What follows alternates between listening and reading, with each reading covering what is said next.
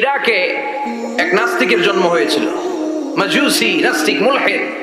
সে বলে বেড়াচ্ছিল আমি স্রষ্টায় বিশ্বাস করি না, কারণ স্রষ্টা দেখা যায় না। ইরাকের লোকেরা বলল আমাদের একজন ইমাম আছে, নাম নু'মান ইবনে সাবিত। কি নাম? নু'মান ইবনে সাবিত, যাকে আমরা ইমাম আল আযম আবু হানিফা বলে চিনি। সবাই বলল তুমি যে স্রষ্টারে খুঁজে পাও না, আমাদের ইমাম তোমারে স্রষ্টা দেখায় দিবে। সুবহানাল্লাহ পড়ে। সে বলল ঠিক আছে, তাহলে তোমাদের ইমামরা আসতে বলো। কবে? সামনের জুমাবারে ঠিক ভর দুপুরে, দুপুর 2টার দিকে জুমার নামাজের পরে আমিও আসবো, তোমার ইমামও আসবে, ডিবেট হবে। দেখি আমি স্রষ্টার বিপক্ষে আর তোমাদের ইমাম স্রষ্টার পক্ষে, দেখি কে জিতে যায়। এই ডিবেট দেখার জন্য হাজার হাজার মানুষ এসেছে ইরাকের কুফা নগরীতে, হাজার হাজার মানুষ এসেছে। ওই নাস্তিকও এসেছে যে আল্লাহকে বিশ্বাস করে না, স্রষ্টাকে বিশ্বাস করে। সবাই এসেছে, আসে নাই শুধু ইমাম আবু হানিফা। নাস্তিক কয় তোকে ইমাম ডরাইছে। কি বলে? তোদের ইমাম ভয় পেয়েছে। উনি এসেছেন 1.5-2 ঘন্টা দেরি করে। 1.5 ঘন্টা দেরি করে যখন উনি আসলেন, নাস্তিক বলে আপনার সাথে কোনো কথা নাই, আপনার তো সময়ের জ্ঞানই নাই, আপনার সাথে কিসের আলাপ? ইমাম আবু হানিফা বললেন ইনদি উযর, আমার ওযর আছে। কি ওযর? তিনি বললেন আমি যখন ঘর থেকে বেরোই আমার বাড়ির সামনে বিশাল এক নদী পড়ে যায়, আর এই নদী পেরোতে আমার নৌকা ব্যবহার করতে হয়। আজকে এসে দেখি নৌকাও নাই, মাঝিও নাই, কিছু নাই। কিভাবে পার হবো? হঠাৎ দেখলাম নদীর পাশে বিশাল বড় গাছ, গাছটা হঠাৎ এমনি এমনি 2 টুকরা হয়ে গেল।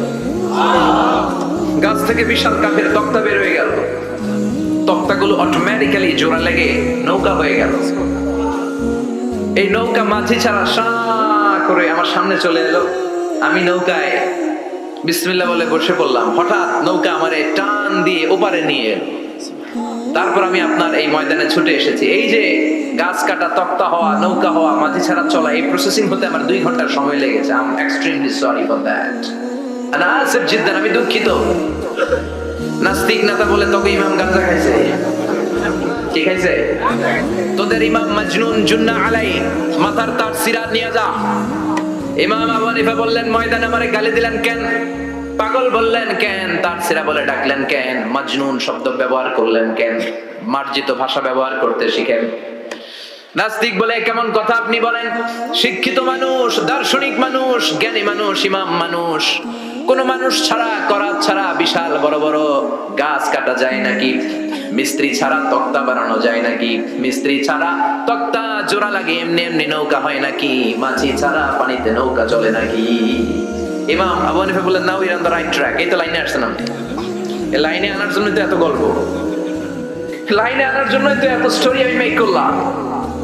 আপনার কথা থেকেই যদি ধরি, করাত ছাড়া গাছ কাটা যায় না, এমনি এমনি তক্তা হয় না, এমনি এমনি নৌকা হয় না, মাঝি ছাড়া নৌকা এমনি এমনি চলে না, তাহলে আকাশ কেমন করে এমনি এমনি হলো? জমিন কেমন করে এমনি এমনি হলো? দ্বিপ্রহরের জলজলে সূর্যটা কেমন করে কিরণ দিল এমনি এমনি? আল্লাহু আকবার। কেমন করে নবমণ্ডল ভূমণ্ডল সৃষ্টি হলো? কেমন করে দিন শেষে রাত্রি আসে, রাত্রি শেষে দিন আসে? ওইটা যদি এমনি এমনি না হয়, মহাবিশ্বের এই সুন্দর বসুন্ধরার সবকিছু কেমন করে এমনি এমনি হয়? নাস্তিক কয় হায় হায়, আসলে তো আমি একটা উলুকা পাঠা, আসলেই তো আমি হাদারাম, এইভাবে তো ভেবে দেখি নাই। আসলে তো এগুলো এমনি এমনি হয় না। someone is controlling everything in the world. একজন মহা শক্তিধর মহা এমডি আছে, এমডি ম্যানেজিং ডাইরেক্টর, মহা ব্যবস্থাপক, সব ব্যবস্থাপকদের বড় ব্যবস্থাপক। চিৎকার করে বলেন তিনি কে? বিশাল এক ব্যবস্থাপক আছে, তিনি সব কন্ট্রোল করছেন। এতদিন পর্যন্ত আমি বুঝতে পারি নাই, আমারে মাফ করিয়ে দেন আর করিয়ে দেন। লা ইলাহা ইল্লাল্লাহু মুহাম্মাদুর রাসূলুল্লাহ সাল্লাল্লাহু আলাইহি ওয়াসাল্লাম। সাইয়েদনা ইমাম আবু হানিফার হাতে হাত রেখে শাহাদা বাক্য পাঠ করেছে। সুবহানাল্লাহ পড়ুন। ঝিনুকের ভেতর লুকিয়ে থাকে যেমন মতি, ঝিনুকের ভেতর লুকিয়ে থাকে যেমন মতি, কালমা শাহাদাতে আছে আল্লাহর জ্যোতি, কালমা শাহাদাতে আছে আল্লাহর জ্যোতি। সুবহানাল্লাহ পড়েন। এই জ্যোতি যার হৃদয় একবার টাচ করে তার জন্য জান্নাতকে খুলে দেয় কে? আল্লাহ। এজন্য এই সূরা পড়লে নাস্তিকরা নাস্তিক থাকবে না। নাস্তিকদের জন্য এখানে আল্লাহ মেডিসিন দিয়েছেন, কিছু ডোজ দিয়েছেন। আলহামদুলিল্লাহ পড়েন। এই সূরা থেকে আমরা কিছু সময় কথা শুনবো। শুনতে রাজি আছেন তো? সূরার নাম চিল্লায় বলেন কি নাম? মুলক। মুলক মানে কি? মুলক মানে রাজত্ব, মুলক মানে ক্ষমতা, মুলক মানে পাওয়ার। মুলক মানে কিংডম, মুলক মানে সভরেন্টি। সুবহানাল্লাহ পড়েন।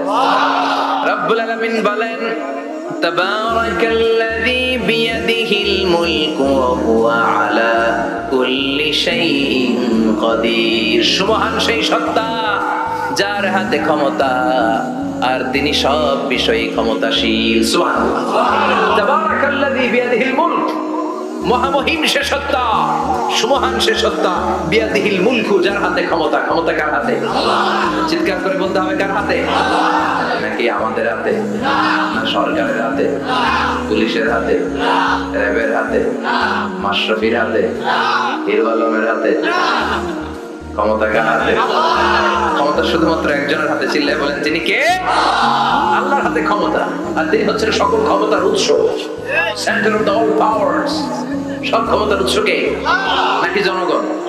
আমরা কিন্তু এটাই শিখি, দেশে আমাদেরকে রাষ্ট্রীয় ভাবে শেখানো হয়, এটা রাষ্ট্রীয় কুফরি। সকল ক্ষমতার উৎস জনগণ নয়, সকল ক্ষমতার উৎস কে? উনি ক্ষমতার উৎস, তিনি ক্ষমতাশীল, মহা ক্ষমতাধর, তার ক্ষমতার সাথে কারো তুলনা হয় না। আমাদের কি ক্ষমতা আছে? কথা বলেন। বল্লা পোকার কামড় খাইছে? হ্যাঁ, মৌমাছি কামড়াইছে? মৌমাছি কামড়াইলে সিলাসিলি শুরু করে, তো কি ক্ষমতা আছে আপনার? বল্লা কামড় মেরা দেয় ধরে ধরে মার মরেও পারি না। কুত্তায় কামড়াইলে আমরা কুত্তারে কামড়াইতেও পারি না। কথা বলেন।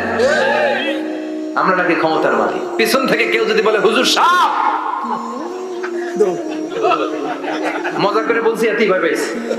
আসলে যদি ফস করে আসতো শব্দ, স্লোগান দেওয়ার বেলায় লিল্লাহে তাকবীর আল্লাহু আকবার, আমার ভাই তোমার ভাই, কাপায় ফেলামো নামায় ফেলামো। কথা বলেন। আর যদি পেছন থেকে কেউ আওয়াজ করে বলে সাপ, দৌড়। আপনারা কি দৌড় দিবেন? আমরা দিক দিয়ে দৌড় দিব। কথা কন। চাচা আপন প্রাণ জীবন বাঁচানোর জন্য ভয় পাগল। সাপ লাগবে না, বাবা ব্যাংক চিনেন? মাইথা দিয়ে নাই বোধহয়। আছে আছে।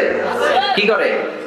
খালি লাফায়। 10টা ভাওয়া ব্যাংক যদি ছেড়ে দেওয়া হয়, স্টেজে 2টা আর বাকি 8টা এদিকে, ভাওয়া ব্যাংক আর কি লাভ দিবে? এর চেয়ে লাফালাফি শুরু করবো আমরা। কথা বলে। আর আমরা দাবি করি আমরা ক্ষমতার উৎস। কোনো ক্ষমতা নাই। একবার ডায়রিয়া হলে 3বার টয়লেটে গেলে আর চেহারার দিকে তাকানো যায় না। কারে মাফ করে দেয়? আই মরে যাইও, আই একটা ন আছে না নাই? তো পারবেন না কেন? আপনার ক্ষমতার উৎস, আপনি না ক্ষমতার উৎস। আরে আপনার তো কোনোই ক্ষমতা নাই। খুলিকাল ইনসানু দাঈফা, মানুষকে দুর্বল থেকে দুর্বল করে তৈরি করেছে কে? এজন্য রব্বুল আলামিন বলেন তাবারাকাল্লাযী বিয়াদিহিল মুলকু ওয়া হুয়া আলা কুল্লি শাইইন কাদির। সুমহান সেই সত্তা যার হাতে ক্ষমতা। চিল্লায় বলেন ক্ষমতা কার হাতে? আমাদের হাতে কোনো ক্ষমতা নাই। আমরা হলাম দুর্বল। আমরা কি দুর্বলের ঘরে দুর্বল। আমরা যখন জন্মেছিলাম দুর্বল। আমার ছোট্ট একটা মেয়ে আছে, আমি অবাক হয়ে থাকি যে আমিও তাকে ছোটবেলায় এরকম ছিলাম। না খাওয়ালে খেতে পারে না, পেশাব পায়খানা করে, ঘর নষ্ট করে, বমি করে, দাঁড়াতে পারে না, শুইতে পারে না, লালা পড়তে থাকে, ক্লিন করতে হয়, সব সময় তাকে সার্ভ করতে হয়। কি দুর্বল ছিলাম আমরা। ওই দুর্বলতা থেকে যৌবনের সাময়িক একটা সময় পাই রক্ত গরম। এরকম রক্ত গরম তোমার আগে ছিল না। আগে তুমি দুর্বল ছিলা। তুমি শুধু দুর্বল না, তুমি দুর্বলের ঘরের দুর্বল। আমাদের 14 পুরুষ দুর্বল ছিল, বলেন ঠিক কিনা? কি ক্ষমতা আমাদের? দুর্বল হয়ে দুনিয়ায় জন্মালাম, সাময়িক কিছু সময়ের জন্য যৌবনের শক্তি পেলাম, আবার ওইটার পরে আবার দুর্বল হয়ে গেলাম। রং ধরা যৌবন জং ধরে শেষ, আবার লাঠি নিয়ে হাঁটা লাগে। কোমরে ব্যথা, মাজায় ব্যথা, আবার কুজো হয়ে যায়। কি ক্ষমতা আছে আমার? কি ক্ষমতা আছে? একটু ভূমিকম্প হলে কাঁপাকাঁপি শুরু হয়ে যায়, ঠিক কিনা? ভূমিকম্প হলে বাঁচার জন্য সব দেয় দৌড়। টেলিভিশনের কিছু লাইভ প্রোগ্রাম দেখলাম, উপস্থাপক দৌড়, অতিথিও দৌড়। দেখেন নাই? লাইভ ব্রডকাস্টিং হচ্ছিল, কি সরাসরি সম্প্রচার। যখন দেখা যাচ্ছে চেয়ার কাঁপতেছে, উপস্থাপক দৌড়, আর মেহমানরা বসে আছে মাইক নিয়ে। কিছুক্ষণ পরে আরো কাঁপাকাঁপি বেড়ে গেল, মেহমানও দৌড়। কথা কন। 20 তলা 30 তলা দামি দামি বিল্ডিং গুলোর ফ্ল্যাটের ভেতরে যারা থাকে, তুফান শুরু হলে দেয় দৌড়। কথা কন। ভাড়াটিয়ারা দৌড়ায়, বাড়িওয়ালারা দৌড়ায় না। নিজের বাড়ি তো, এই জন্য দৌড় দেন নাকি? ভূমিকম্প হলে ভাড়াটিয়াও দৌড়, বাড়িওয়ালাও দৌড়। র্যাবের প্রধান দৌড়, পুলিশ প্রধান দৌড়, শুধু প্রেসিডেন্ট আর মাননীয় প্রধানমন্ত্রী দৌড়ায় না। কথা কন। বাঁচার জন্য সব দৌড়। কয়েক বছর আগে পত্রিকায় একটা হেডিং করলাম, মাননীয় প্রধানমন্ত্রীকে বহনকারী বিমান এর 33 চক্কর আকাশে। কয় চক্কর? কি যেন সমস্যা হয়েছে, বিমান নামতে পারছিল না। তখন ওনার সাথে আবার স্পেশাল সিকিউরিটি ফোর্স থাকে। ওনারা বলল, honourable prime minister, we can not land now because of some flying মেকানিজমে আমাদের সমস্যা হচ্ছে, আমরা ল্যান্ড করতে পারছি না, ঝামেলা হচ্ছে, নিচে হয়তো কোনো ঝামেলা দেখা দিচ্ছে, আমরা এখন নামতে পারবো না, উই ক্যান নট ল্যান্ড নাও। আপনাকে একটু ধৈর্য ধরে বসে থাকতে হবে। তখন ওই ওনাকে বহনকারী বিমানটা আকাশে 33টা চক্কর মেরেছিল। এটা নিয়ে কভার করা হয়েছে পত্রিকায়। আপনার কি মনে হয় 17 কোটি মানুষের প্রধানমন্ত্রী, দেশের সবচেয়ে ক্ষমতাধর নারী, উনি যখন বিমানে বসা অবস্থায় শুনলেন বিমানে ঝামেলা বা নিচে ঝামেলা, ওনার অন্তরে ভয় ঢুকছে গা? উনি বসে বসে জিকির করছে গা? তাহলে দেখেন, ক্ষমতাও সবসময় কাজে লাগে না। চিৎকার করে বলে ঠিক না, ক্ষমতা আপনারে বাঁচাতে পারবে না। আপনারে বাঁচাতে পারে একজন, চিৎকার করে বলেন তিনি কে? এজন তুফান যখন শুরু হয়, জলোচ্ছ্বাস যখন শুরু হয়, ঘূর্ণিঝড় যখন শুরু হয়, সিডর যখন শুরু হয়, বন্যা যখন শুরু হয়, তখন বোঝা যায় আল্লাহ কারে কয়। কক্সবাজারে যখন জলোচ্ছ্বাস হয়, মহেশখালী দ্বীপে যখন তুফান হয়, টর্নেডো হয়, জলোচ্ছ্বাস হয়, গৌতম বুদ্ধের অনুসারী যেই বুদ্ধ ধর্মের লোকেরা আছে, বৌদ্ধ পাদ্রীরাও নেমে নেমে জিকির করা শুরু করে দেয়। কার? সবাই তখন পড়ে লা ইলাহা ইল্লাল্লাহ, লা ইলাহা ইল্লাল্লাহু মুহাম্মাদুর রাসূলুল্লাহ সাল্লাল্লাহু আলাইহি ওয়াসাল্লাম। বিপদে পড়লে বোঝা যায় আল্লাহ কারে কয়। আমি একবার বিপদে পড়ছি, বরিশাল গিয়েছিলাম, বাসে ফিরে আসতেছি লঞ্চে, ওই লঞ্চে তুফান হয়েছিল। তখন বুঝলাম যে কি ভয়ঙ্কর অবস্থা। ওই লঞ্চের সবাই আস্তিক নাস্তিক, মুসলমান হিন্দু সবাই জিকির করা শুরু করে দিয়েছে আল্লাহ। সুবহানাল্লাহ কইবেন না? লঞ্চ যখন কেঁপে ওঠে সবাই বলে বাঁচাও। আমি গেলাম, কে বাঁচাইবো? ওকে হুজুর আপনি বাঁচান। আমি বললাম তাইলে আমারে বাঁচাইবো কেডা? কয় আল্লাহ। আল্লাহ ছাড়া বাঁচাতে পারে কেউ? আমরা মাঝে মাঝে বাংলাদেশের বিভিন্ন জেলাগুলোতে যখন প্রোগ্রামে যাই, এত দূরত্ব থাকে, আমরা কারে ড্রাইভিং করে যে প্রোগ্রামে অংশগ্রহণ করা সম্ভব হয় না। ফলে আমরা মাঝে মাঝে সিভিল এভিয়েশনের যে আভ্যন্তরীণ বিমানবন্দরে বেসামরিক বিমান যেগুলো চলাচল করে, প্যাসেঞ্জার প্লেন, এগুলো ইউজ করি। ঢাকা থেকে এগুলো চলে, সৈয়দপুরে যায় কিছু, রাজশাহীতে, সিলেটে, চিটাগাংয়ে যায়, যশোর এয়ারপোর্টে যায় এবং কক্সবাজারে যায়। তো আমরা এগুলোতে যখন চড়ি, মাঝে মাঝে কিছু এয়ার হোস্টেজ আসে, এরা খুবই সুন্দরী, বিউটিফুল লেডি, এদেরকে সাজিয়ে ওইভাবে আনা হয়। এদের আবার কয়েকটা বাচ্চা টাচ্চা হয়ে গেলে এদেরকে চাকরিতে রিক্রুট করে না, কারণ এদের সৌন্দর্যটা ইকুচি। এই সুন্দর ড্রেস নিয়ে এরা আমাদেরকে খাবার সার্ভ করে। আর বিমানটা যখন আকাশের দিকে উঠতে থাকে, তখন বলে ভদ্র মহিলা, ভদ্র মহোদয়গণ, আপনাদের সিট বেল্টটি বেঁধে নিন। এখনই শাহজালাল আন্তর্জাতিক বিমানবন্দর থেকে 14,000 ফুট উপর দিয়ে এটা চিটাগাঙে পৌঁছবে। আল্লাহু আকবার, আল্লাহু আকবার, আল্লাহু আকবার, সুবহানাল্লাযী সাখারা লানা হাযা ওয়া মা কুন্না লাহু মুকরিনিন ওয়া ইন্না ইলা রাব্বিনা লামুনকালিবুন। দেখতে সুন্দরী, লিপস্টিক মেরে, ডিজাইন করে, মেকআপ নিয়ে, সুটেড বুটেড হয়ে এসেছে, কিন্তু যখনই বিমানটা 14,000 ফিট উপরে ওঠে, তখন তার মুখ দিয়ে বেরোয় আল্লাহু আকবার। কারণ সেও ভালো করে জানে এই 14,000 ফিট উপরে আমার আব্বা নাই, আমার আম্মা নাই, মাননীয় প্রধানমন্ত্রী নাই, পুলিশ নাই, র‍্যাব নাই, এই হাওয়ার উপরে বিমানটা চলে, ওখানে কেউ আমারে বাঁচাতে পারে না, একজন ছাড়া। চিল্লায় বলো তিনি কে? তখন তারাও বাধ্য হয়ে পড়ে আল্লাহু আকবার। তাহলে বোঝা গেল আমাদের কোন ক্ষমতা কিচ্ছু নাই, আসল ক্ষমতার মালিক একজন। চিল্লায় বলেন তিনি কে?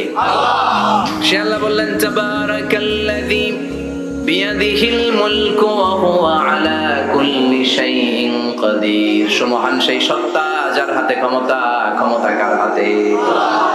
সব ক্ষমতার মালিক আল্লাহ। তবে আমাদেরকে আল্লাহ কিছু ক্ষমতা দিয়েছে, এটা লিমিটেড। এটা কি?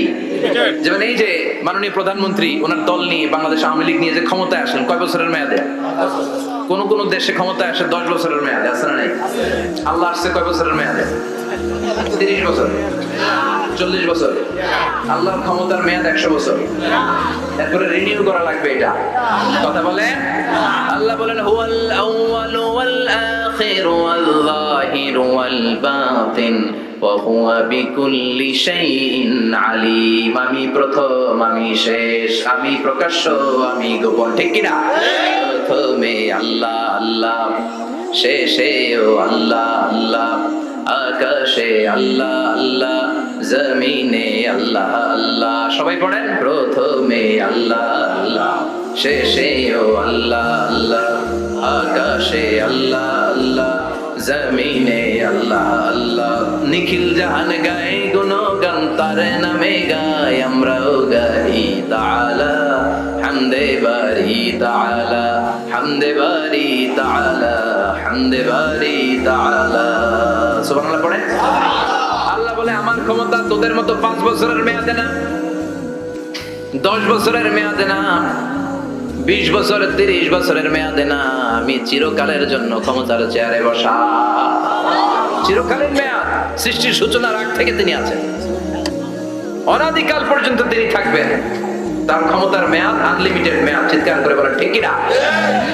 আবার পৃথিবীর অনেক দেশে দেখবেন ডেমোক্রেটিক সিস্টেমে, আমাদের দেশেও তো গণতান্ত্রিক সিস্টেমে ভোটাভুটির মধ্য দিয়ে ক্ষমতায় আসে না, যাদেরকে ভোট দেওয়া হয় বেশি তারা ক্ষমতায় চলে যায়। আল্লাহ তো ভোটে আসছে ক্ষমতায়, কথা কন কেমনে আসছে? কারচুপি করে, কথা বলে। আল্লাহ ভোটে আসা লাগে নাই, কেউ তাকে ভোট দেওয়া লাগে না। আবার অনেক দেশে আছে মোনার্কি সিস্টেম, রাজতন্ত্র, রাজার পোলা রাজা, আল্লাহর বাপ ছিল রাজা, এই জন্য আল্লাহ রাজা, কথা বলে না। আল্লাহ রাজতন্ত্রের সিস্টেমে আসে নাই। আবার অনেক দেশে আছে ডিক্টেটরশিপ, একবার ক্ষমতা পাইলে মাগাছে আর ছাড়ে না, 20 বছর 30 বছর চলতেই থাকে, ছাড়া নাই। আল্লাহ কি এই সিস্টেমে আসছে? আল্লাহর ক্ষমতার সাথে পৃথিবীর কারো ক্ষমতার কোনো মিল নাই। চিৎকার করে বলেন ঠিক কিনা? আবার অনেক দেশে কোয়ালিশন করে ক্ষমতায় যেতে হয়, জোট করে। জোটের রাজনীতি এদেশে আছে না নাই? 4 দলীয় জোট, 10 দলীয় জোট, 14 দলীয়, 18 দলীয়, 20 দলীয়, মহাদলীয়, মহাজোট, সামনে হবে মহাজোট। কথা কথা ঠিক কিনা বলেন? তা আল্লাহ কিরকম জোট করে আসা লাগছে? কথা বলে। তার মানে আল্লাহর ক্ষমতা আমাদের ক্ষমতা এক নয়। আবার পৃথিবীর অনেক দেশে গণ অভ্যুত্থানের মাধ্যমে অনেককে ক্ষমতা থেকে নামানো হয়, ঠিক কিনা? গণ অভ্যুত্থান হয় না, সেনাবাহিনীরা কু করে না, মিলিটারি কু করে ক্ষমতা থেকে নামায়। তো আমরাও যদি আল্লাহর বিরুদ্ধে একটা আন্দোলন করি, আল্লাহ তো নেমে যাবে, নামানো যাবে না? আচ্ছা আমরা পারলাম না, জিনেরাও যদি আমাদের সাথে যোগ দেয়, মানুষ জিন ভাই ভাই, আল্লাহর রক্ষা নাই, কথা বলেন, তাও পারা যাবে না। ফেরেশতারাও যদি কয় আমরাও মানি না, তাইলে তো শেষ আল্লাহর গদি। আল্লাহ বলে গোটা বিশ্বের সবাই মিলে যদি আমার বিরুদ্ধে আন্দোলনে নেমে যাস, আমার ক্ষমতার বিরুদ্ধে যদি মিছিল দেয়া শুরু করে দিস, আমার ক্ষমতার 1 ইঞ্চিও কমাতে পারবি না। সুবহানাল্লাহ পড়েন। এজন্য আল্লাহ বললেন তাবারাকাল্লাযী বিয়াদিহিল মুলকু ওয়া হুয়া আলা কুল্লি শাইইন কাদির। সুমহান সেই সত্তা যার হাতে ক্ষমতা, ক্ষমতা কার হাতে? আবার দেখবেন পৃথিবীর অনেক দেশের রাজারা, রাজা সিস্টেম যেখানে বয়সের ভাড়া যখন নুজ্জ হয়ে যায়, 80-90 বছর বয়স হয়ে যায়, স্বেচ্ছায় ক্ষমতা ছেড়ে দেয়, ছেড়ে দিয়ে রিটায়ারমেন্টে যায়। কথা কর, শোনেন নাই মনে হয়? আছে না নাই? অনেক রাজা স্বেচ্ছায় ক্ষমতা ছেড়ে দিয়ে রিটায়ারমেন্টে যায়, বয়সের ভারে নুজ্জ। তা আল্লাহ তো ওই কবে থেকে ক্ষমতায় ঘুরে গেছে না? কথা কর। এখন আল্লাহর চলতে লাঠি লাগে, আগের মতো ক্ষমতা নাই, চোখে সানগ্লাস লাগে, পাওয়ারওয়ালা গ্লাস ছাড়া আল্লাহ মনে হয় দেখে টেকে না। কথা কর। যে ফেরাউনকে আল্লাহ সাগরের জলে ডুবিয়ে মারলো, যেই নমরুদকে আল্লাহ শেষ করে দিল, যেই কারণকে আল্লাহ শেষ করে দিল, সেই আল্লাহ আজও আগের ক্ষমতা নিয়ে আছে না নাই? এজন্য বিয়াদিহিল মুলক, তার হাতে ক্ষমতা, ওহু আলা কুল্লি শাইইন কাদির। তিনি চাইলে সব করতে পারেন। তিনি রাজারে প্রজা বানাতে পারেন, প্রজারে রাজা বানাতে পারেন, ধনীরে গরিব বানাতে পারেন, গরিবরে ধনী বানাতে পারেন। তিনি সাগরকে মরুভূমি করতে পারেন, মরুভূমিকে দরিয়া করে দিতে পারেন। তিনি কে? ওয়া আলা কুল্লি শাইইন কাদির। তিনি যেটা চান সেটাই করতে পারেন। চিল্লায় বলেন ঠিক কিনা? এরপর আল্লাহ বললেন আল্লাযী খালাকাল মাউতা ওয়াল হায়াতা লিয়াবলুয়াকুম আইয়ুকুম আহসানু আমালা ওয়া হুয়াল আজিজুল গফুর। সুবহানাল্লাহ পড়েন। আমরা বললাম আল্লাহ বুঝেছি আপনি সব ক্ষমতার মালিক, আপনি যা মনে চায় তাই করতে পারেন। আর আপনি কি কি করতে পারেন? আল্লাহ বললেন গোলাম, আমি মৃত্যুকে তৈরি করেছি, জীবনকে তৈরি করেছি, লিয়াবলুয়াকুম আইয়ুকুম আহসানু আমালা, এটা পরীক্ষা করার জন্য যে তোমরা কে কে দুনিয়াতে ভালো আমল করো। সুবহানাল্লাহ পড়েন। তিনি মৃত্যুকে তৈরি করেছেন, তিনি জীবনকে তৈরি করেছেন, লিয়াবলুয়াকুম, পরীক্ষা করার জন্য, আইয়ুকুম আহসানু আমালা, কে ভালো আমল করে। জীবন বানিয়েছে কে?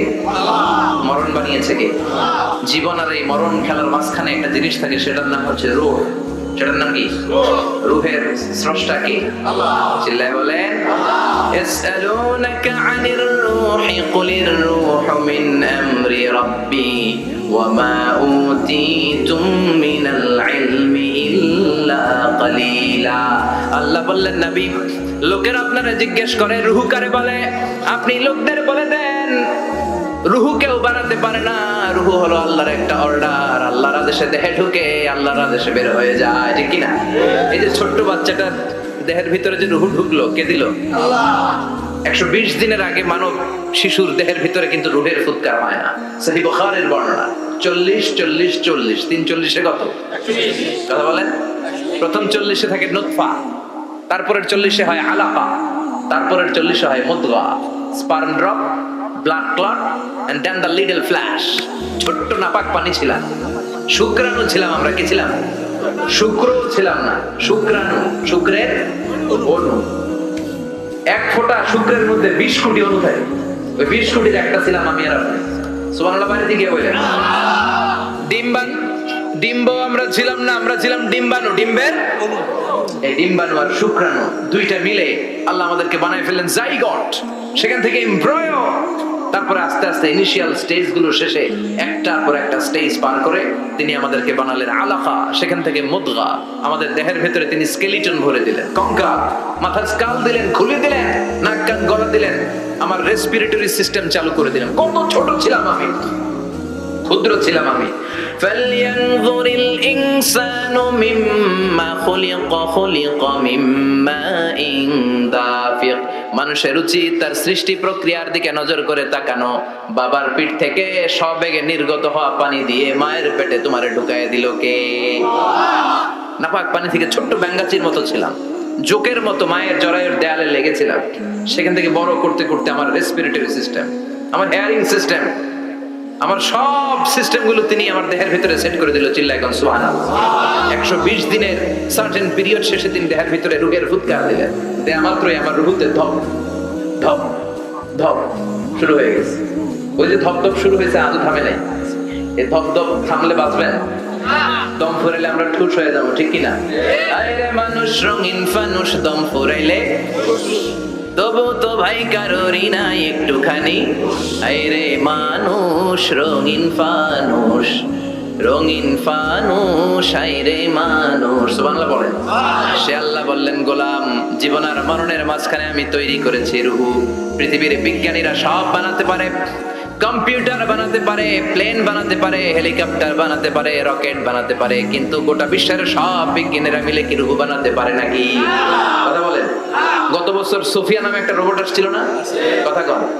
ওটা মাথা উঁচু করে নিচু করে কথা বলতে চায়, মানুষের মতো হতে চায়। আসলে কি মানুষ? ওটার মধ্যে কি রুহু আছে? রুহু বানাইতে পারবে কেউ? এই রুহু নিয়ে যে কত গবেষণা, মুমূর্ষ রোগীদের উপর গবেষণা চালিয়েছে অনেক। বুলেট প্রুফ গ্লাসের ভিতরে মুমূর্ষ রোগীকে রেখে রেখে তারা চেক করতে চেয়েছে আমেরিকান বিজ্ঞানীরা যে রুহু কোন দিক দিয়ে বের হয়। তারা ওজন করে দেখে, মানুষ মরে গেলে কোন লাশের ওজন বেড়ে যায়, কোন লাশের ওজন কমে যায়। যেটাতে কমে গেছে 2 কেজি কমে যায়, তার অবাক। কিরা আগে ছিল 80 কেজি, এখন হচ্ছে 78 কেজি, তার মানে 2 কেজি না, এটাই রুহু। এটাই কি? এটা হচ্ছে গবেষণার ধাপ।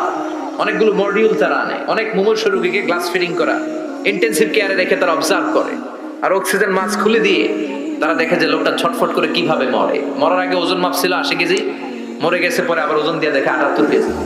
কমছে কয় কেজি? বিজ্ঞানীকে পাইছে। সবাই কই কি পাইছে? কই রুহু।